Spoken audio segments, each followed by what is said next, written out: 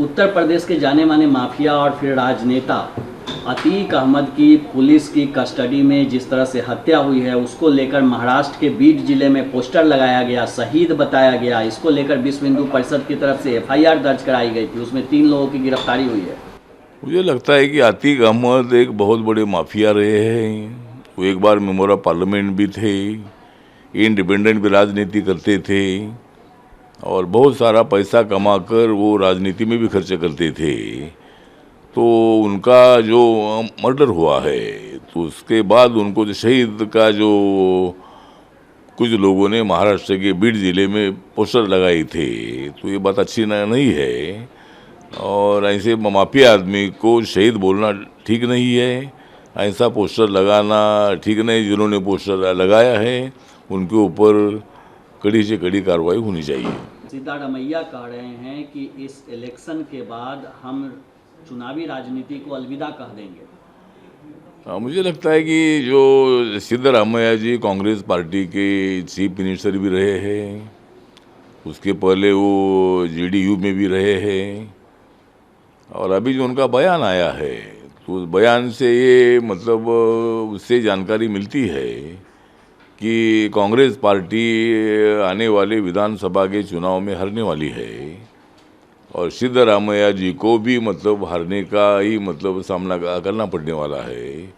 इसीलिए उन्होंने इसी तरह का बयान दे दिया है। वहाँ बीजेपी बहुत ही ताकत से जीतेगी, नरेंद्र मोदी जी के नेतृत्व में और मुंबई जी के नेतृत्व में वहाँ बीजेपी को अच्छी सीटें मिलेगी।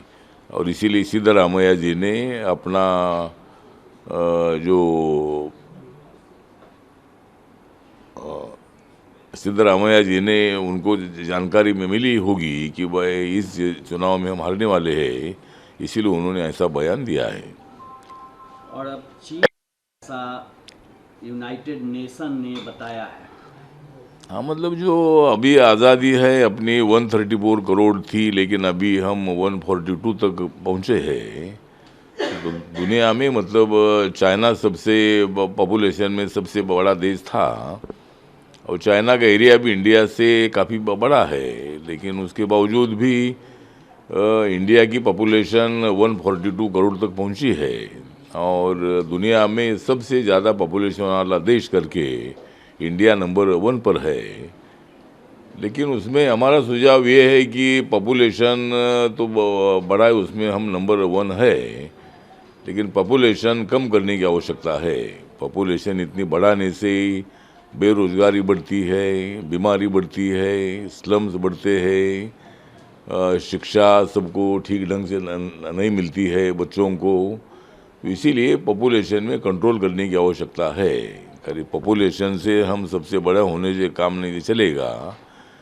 लेकिन ये जो आंकड़े आए उसमें पॉपुलेशन में हम नंबर 1 हैं, ये सब दुनिया ने अभी देख लिया है। दूसरी बीजेपी के राष्ट्रीय अध्यक्ष ने कांग्रेस की परिभाषा दी है कि कांग्रेस का मतलब होता है, कर्नाटक में चुनाव प्रचार के दौरान कहा है कि कांग्रेस का मतलब होता है कमीशन, क्रिमिनलाइजेशन, करप्शन।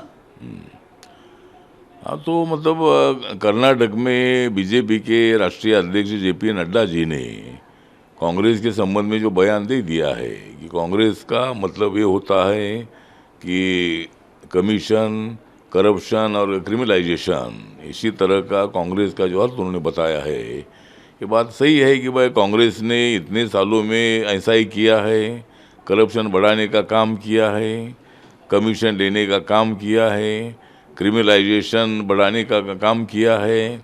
इसलिए कांग्रेस पार्टी को लोगों ने सत्ता से बहुत दूर दूर तक पहुंचाया है और इसीलिए मुझे लगता है कि जेपी नड्डा जी का जो बयान है ये सही है। कांग्रेस का अर्थ उन्होंने बहुत अच्छी तरह बताया है।